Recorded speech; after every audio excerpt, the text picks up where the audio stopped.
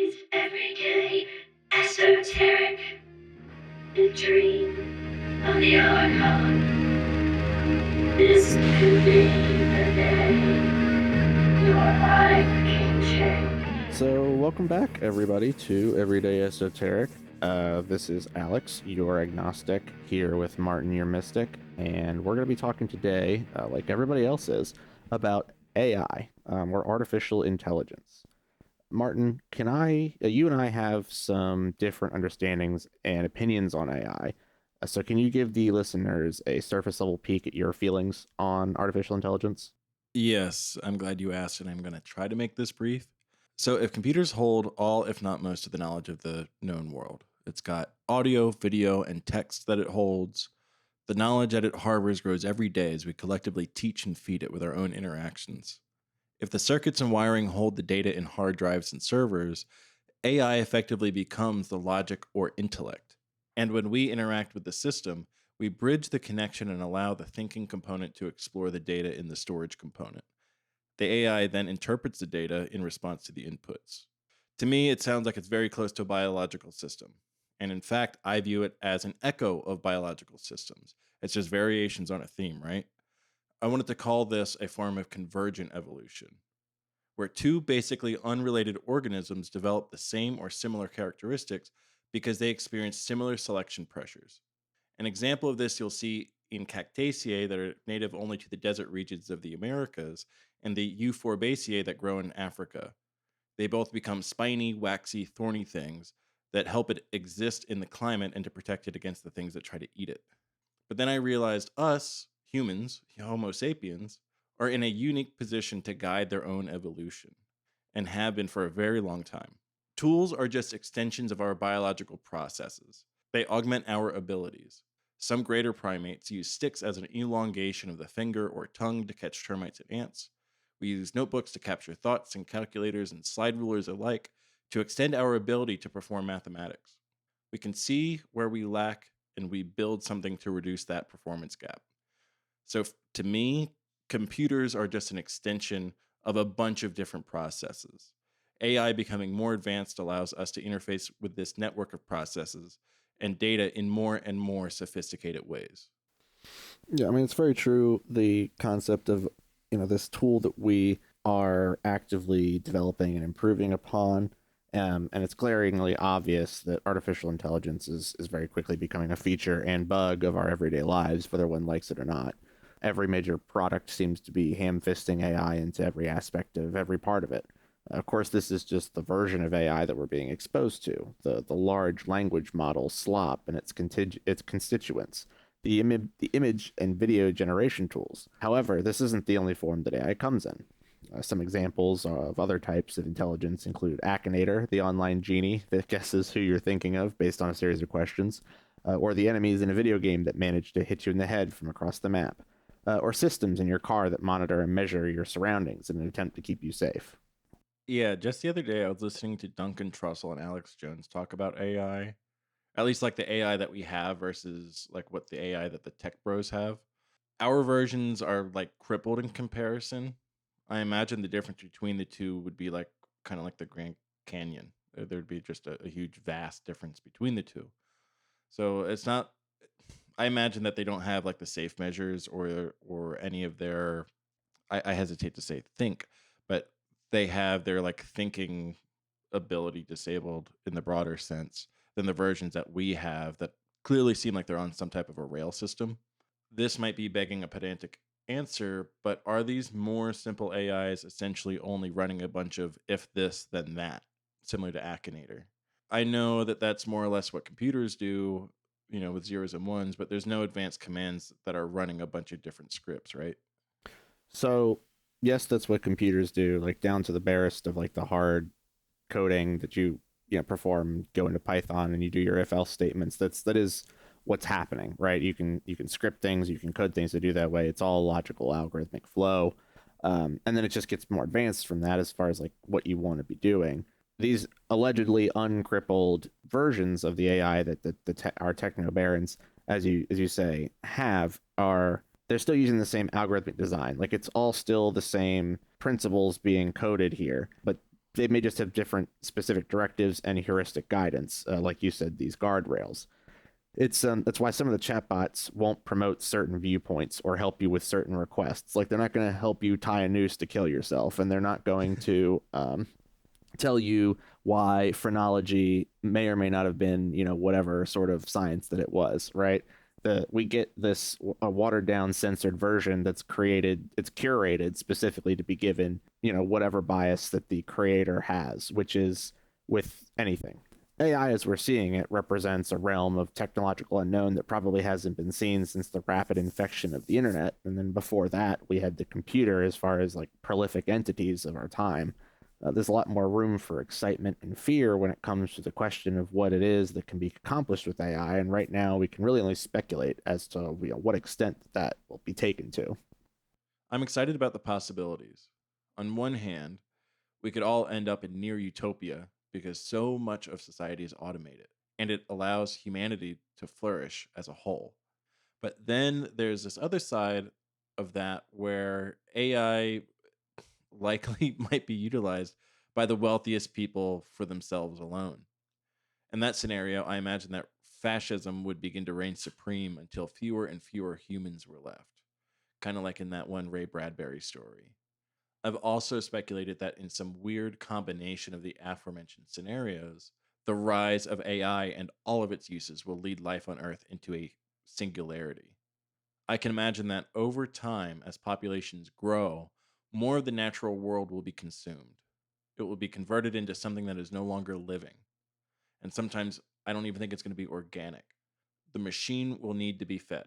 We know that what we currently have is eating the lion's share of the available energy of the earth. And right now, that's why so many people's electric bill is so high. We have near infinite energy from the sun, but we don't have the efficient ways to collect it. I'm hoping that changes as we see an increased demand for energy. As this happens, more and more of the planet's needs will need to be replaced by a mechanical equivalent. So if we don't have trees, maybe we engineer a plankton that eats microplastics and produces oxygen, and then we put up huge solar panels. As more jobs begin to be automated, the available human capital, the time, intellect, and community, will be able to use their energy towards arts and innovation. Or more pessimistically, we produce better and better neurolinks where your brain processes are just part of a larger computer and AI network.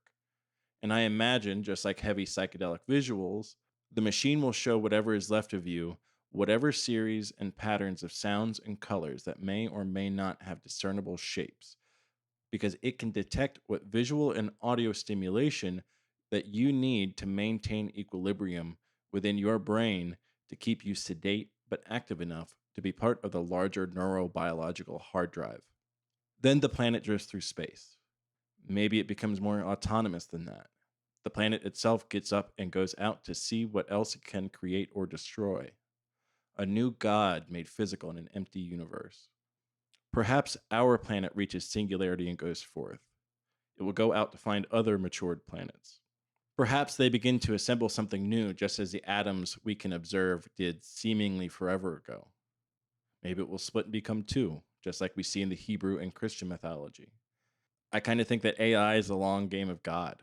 It's the embodiment of the collective consciousness. And just as Jesus was God's only begotten Son, so too will AI be ours. The whole chaos of life on this planet, the seeming indifference of the gods, it's part of the plan. All the systems are striving for equilibrium. It's survival of the fittest. It's the things and systems that work the best. And perhaps like Icarus flying too close to the sun, so too will we. Yes. So I think the path divergence is, maybe as simple as whether or how scarcity is solved before AI becomes embedded, into an evolved humanity. Because we've solved scarcity by plugging everybody into the matrix and letting everyone think that they are eating Wagyu steak and driving Lamborghinis, then the utopia dystopia lines start to kind of get a little blurry.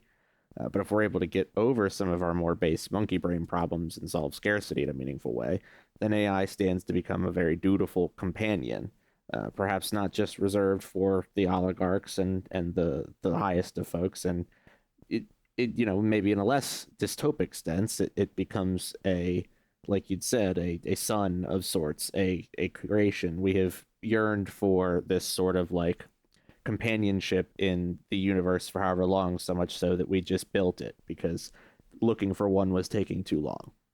I know the most popular version of AI is the large language models, or the LLMs.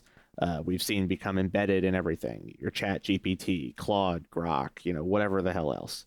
But we're not going to be discussing those first because I think it's helpful to ground ourselves in the definitions and variations before trying to peel away at the one that's seemingly changing our lives faster than anything we've seen yet.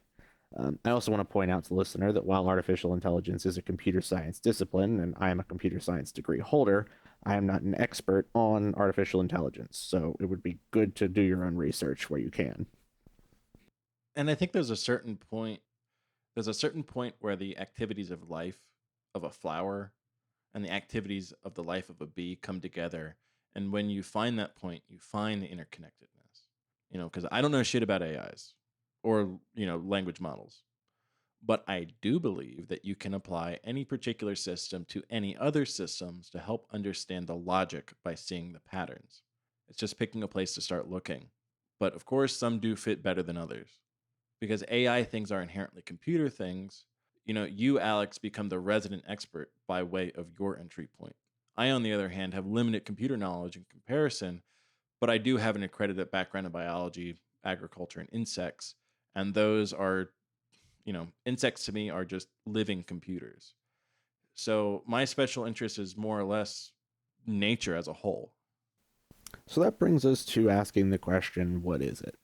Merriam-Webster says that artificial intelligence is the capability of computer systems or algorithms to imitate intelligent human behavior. And frankly, that's really vague, but it's likely written in a vague way due to the vast volume of human behaviors and types of computer systems. Similarly, the application areas are rather vague: reasoning, planning, language processing, and robotics. What kind of reasoning? What kind of planning? Processing what part of language? Further from this, another buzzword of our times is artificial general intelligence. AGI is just AI that can do any cognitive thing that a human can do. It's what all the big companies are trying to create with their chatbots and search engines. Microslop has Copilot embedded in VS Code, a coding program that many people are aware of. Old Muskie has Grok being, whatever it is that it's doing on Twitter. And there's Claude that I have no idea what it is, but apparently people use it. It's one of these GPT things.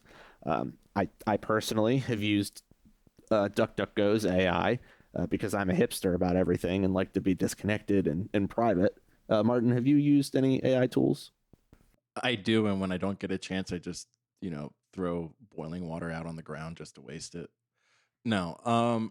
Anytime we Google anything now, unfortunately, the AI is baked into the search results. So even if you are trying to get away from it, you can't. So I did kind of shortcut this whole thing, and I downloaded ChatGPT. And sometimes I find it a lot easier to find answers if I can ask like a series of questions, especially if it's something that seems a little bit nebulous to me, and then I can kind of work out what the parameters are, and as I'm asking questions, I can put in multiple points of data that I need answers. If it's a larger or more complex thing that I'm working on. So, for example, I might ask it to search Reddit and see what a particular growing condition for a plant is, and it will pull whatever data I requested and provide links as citation. A lot of people will critique the reliability or the credibility of it, but it seems to be pretty darn good when you hold its little techno feet to the fire and make it turn over sources. Yes, I had that occur to me today. I'm doing issue notes on a software port that I'm doing at work, and one of the things that I found to help optimize stuff is that it wasn't using any optimization flags being fed to the compiler, which eventually gets you the executable. But I, not knowing, having memorized any of the minutia of each of the optimization levels, needed to put that in my slides for these different officials who want to know what these different levels of optimizations are. And by having a nice little conversation with the Duck AI, I was able to get the documentation I wanted by, basically working through a series of questions about our target hardware and, what the program was that I was using, what compiler I'm compiling for, and then eventually I was able to just get a link to their exact docs. So yes, when you do ask it to show you some sources, it can be very helpful in that regard.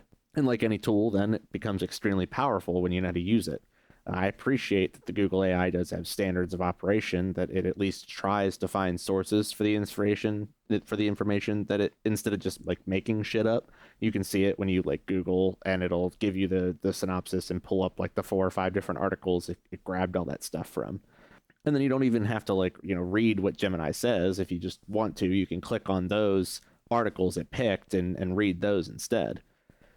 As for me, I kind of hate looking at pretentious forums full of holier-than-thou neckbeards more than I hate AI tech. So, using the Duck AI for Linux to help me solve little problems here and there has been better than that. As mentioned previously, AI isn't just chatbots. We've had computers for a long time, despite what it might feel like, and we've had games for even longer. So it was natural, kind of, for programmers to take these computing machines and teach them how to play games in pursuit of creating programs that could defeat the greatest human players. Numerous games have been used as subjects of these programs, from chess to PlayStation racing games. The result of this has obviously been that adversaries in video games can behave in ways that present a challenge for players or to train different skills. I mentioned Akinator earlier. I actually programmed a version of him when I was first learning to code in college. The algorithm is fairly simple. The computer is set up with a few questions and knowledge of a few subjects to guess as to what you might be thinking. As you play the game and you think of different things, the questions it asks you guide its guesses, and when it's subsequently wrong after a certain amount of questions, either exhausted or by some internal rule, it will then ask you what you were thinking of, and what it could ask to conclude that answer. The simplest versions use only yes and no questions to create a binary tree of questions and answers for the AI to work through. For those of us in the audience that are familiar with a binary search, you can understand then that if the questions and answers being provided to the program are in good faith and in large volume, it can get extremely fast and accurate at guessing things. If you don't believe me, go play Akinator. You can pause the podcast and come back and comment on your experience below. Akinator is just an automated version of what is called a dichotomous key. That's like I guess the written, how do you say, the logic behind it. It's these, if this or then that, sort of like a flow chart. Right. The root of dichotomous is die, which I'm pretty sure is 2. Yeah. And in the study of biology, we have these keys that act a bit of like a choose your own adventure book, or like I said, a flow chart. It's a bunch of these either or type questions that describe any particular organism. That's how everything on this planet that is classified has been classified. So say you go pick up some living creature in your backyard. You could at least classify it by asking a series of questions like, are wings present? If yes, proceed to step 2. If not, proceed to step 6. It does. Step 2, does it have 4 or less legs? Or does it have 6 or more legs? So on and so forth until you can figure out what you have is a bug, or an insect, more specifically. Then you can keep going until you find out that it's a bee, and then whatever the species of bee that it is. All known living creatures are categorized this way. It's called binomial nomenclature, and we use this to name and discuss all forms of life. So Akinator is just one of these keys that's animated and made for people who are real or fictional. Yeah, and Akinator is not exactly that, because you can have it do, it's like yes, no, maybe, I don't know, and like sometimes. So he's got like 5 different keys that he can associate to any of these questions at any one time. That's but it just makes his more complex, which not to say that it isn't still doing the exact same thing, but instead of binomial or dichotomous, it's like, quintonious. Quintonious. But besides video games, AI is used for several other purposes, like analysis, math, and medicine. As baneful as it is to think about, the algorithm most people refer to when talking about the ads you get is just an annoyingly effective AI program that is designed to find patterns in relationships so it can serve you relevant ads. I don't honestly know if it really does make a difference or if it's a giant money death sink, but whatever, it's AI. In a less hateful sense, AI has been seeing more medical use as it's gotten better at analysis. A recent story I heard involved AI being able to spot the signs of some kind of cancer from an MRI, or an MRI, and doctors being able to confirm and catch that cancer significantly earlier than otherwise possible. Like regular computer programs, it's also good at doing complex stuff very quickly, like analyzing protein structures or drug discovery.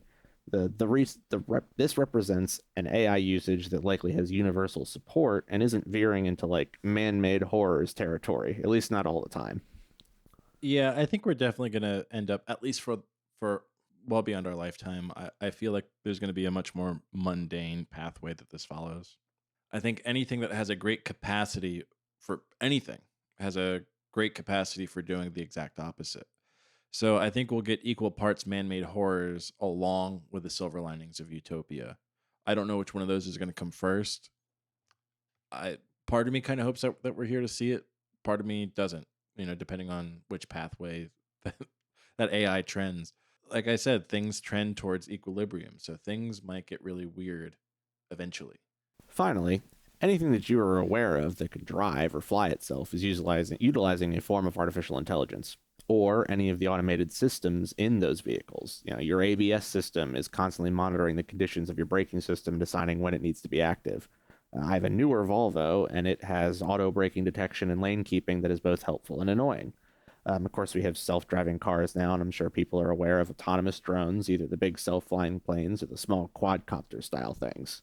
Yeah, I had to deal with those Waymos or whatever when I was visiting the Realm the other week. They're self-driving Ubers, more or less, and they just really don't care about their surroundings. Like, I watch them kind of butt into line and slam on their brakes and cut people off. One of the worst things is that when the shooting happened there a couple weeks ago, one of these things blocked the police and increased the response time to the incident, I think, by like about a minute.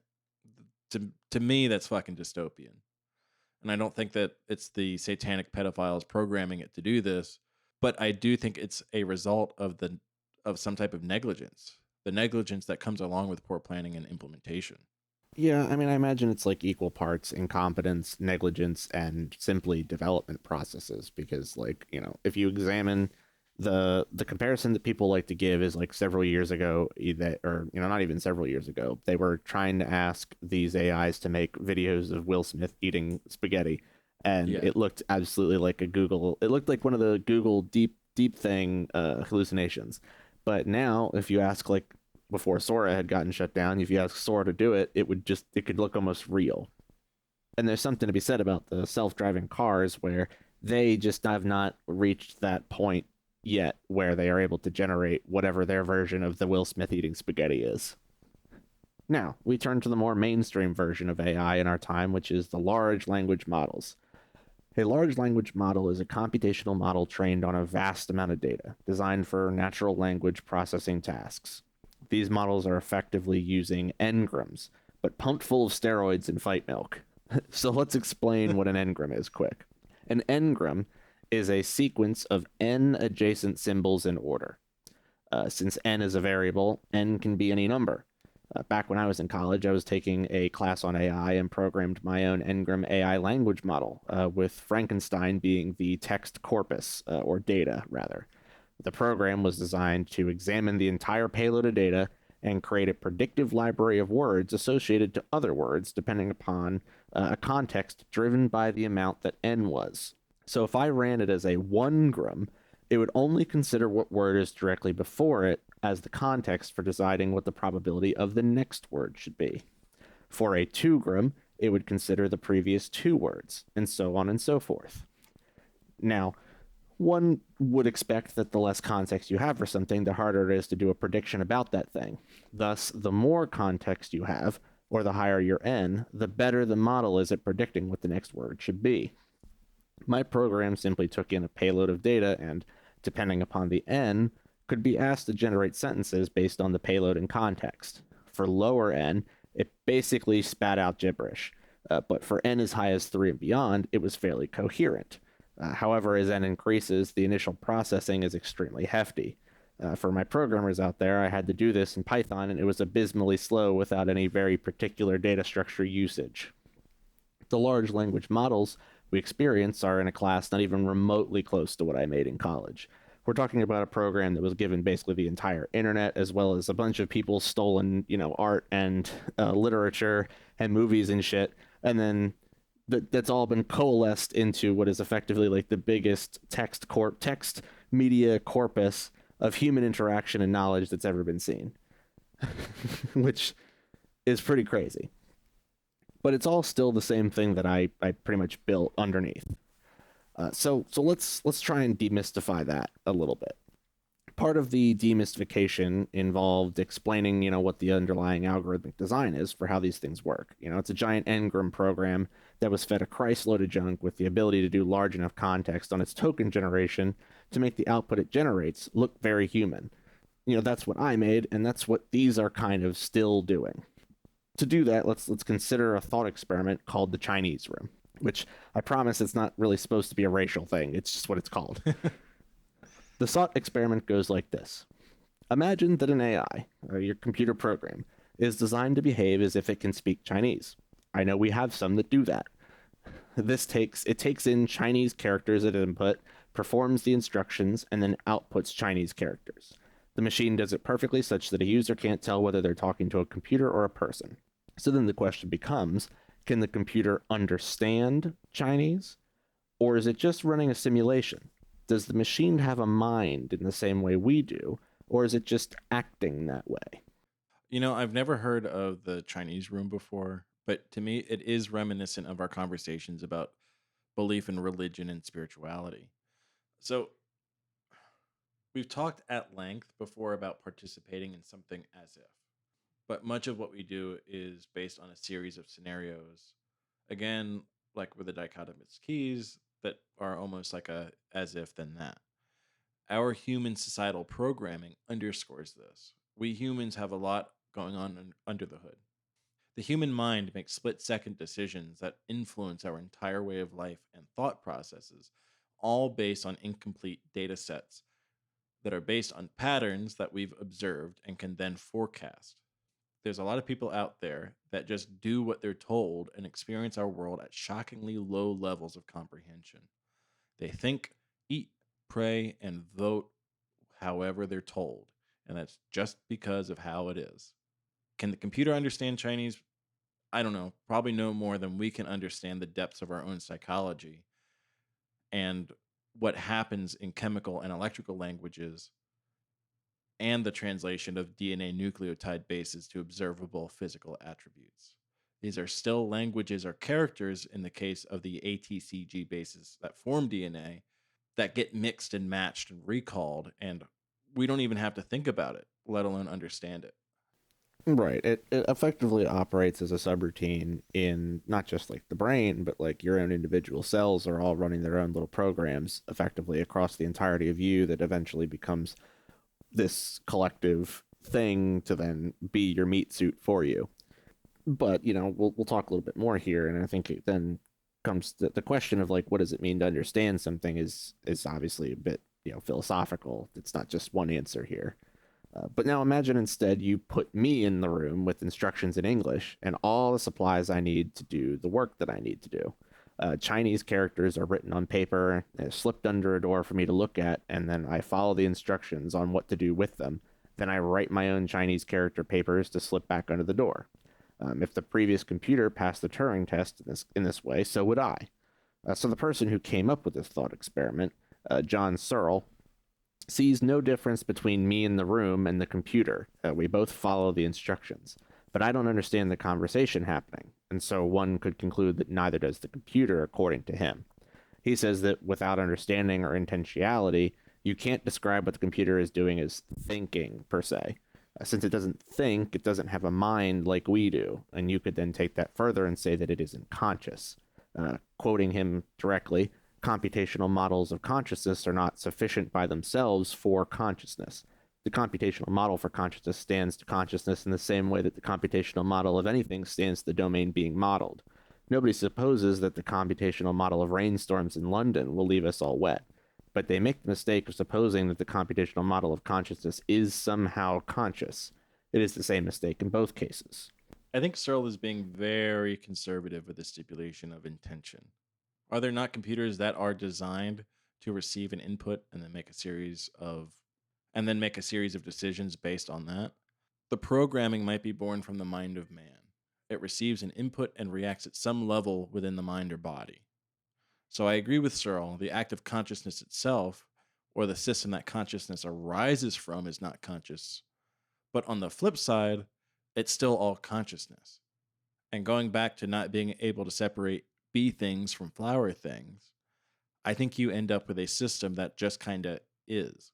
And the point between conscious and unconscious becomes blurred. Just as in the case of bee pollination, it triggers the system of a plant that produces fruits and seeds. Us sitting at a computer begins an intentional interface with measurable results. And it's an event that goes both ways. In the case of the flower, it has fed the bee and allowed it to do one of the two things it's programmed to do: live another day and make more. So, what's the computer doing for us? I think, too, there's something to be said about the extra stuff humans put into thoughts: morality, ethics, emotions, things like that. Now, a computer could likely quantify how moral or immoral something is, assuming it has the data set and the parameters that we've set for it. But we only have the parameters because human history adopted them themselves at some point to mean something. Again, going back to it being an extension of our own cognition, which is in turn an extension of various systems and processes that built us and shape our environments.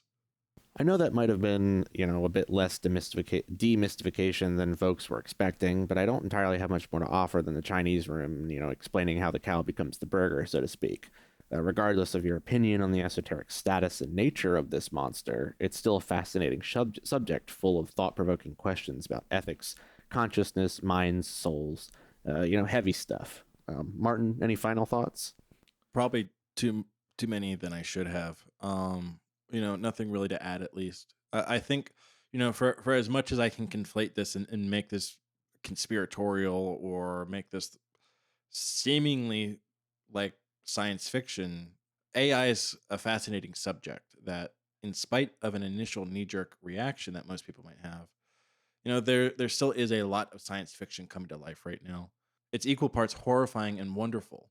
I believe we as a species are on the precipice of new understandings of consciousness and what it is to be alive. As we move into the future, try to stay grounded, but keep an open mind. It's going to get weird. It's already weird. It's just going to get weirder. We're seeing AI sway political opinions.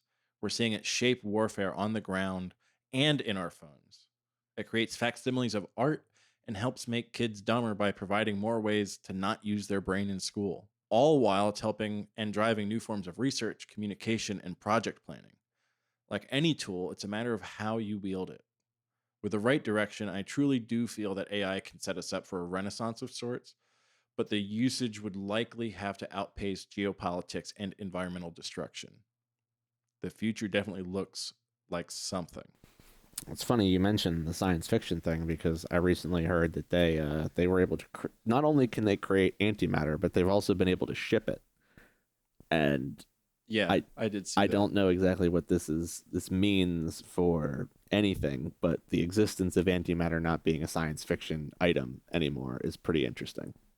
Yeah, I don't know what it all implies, but the transport unit that they made looked like a big ambulance refrigeration box, and from what I understand, the whole thing was kept really cold and had a bunch of magnets in it.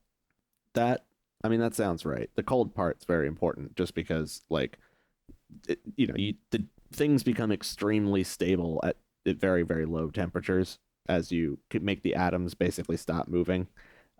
So you've got that going on, and more or less, I think what I read was that they had an 850 kilogram machine, cube, basically, they were transporting to more or less move what was 10 hydrogen atoms worth of antimatter, as far as the weight is concerned.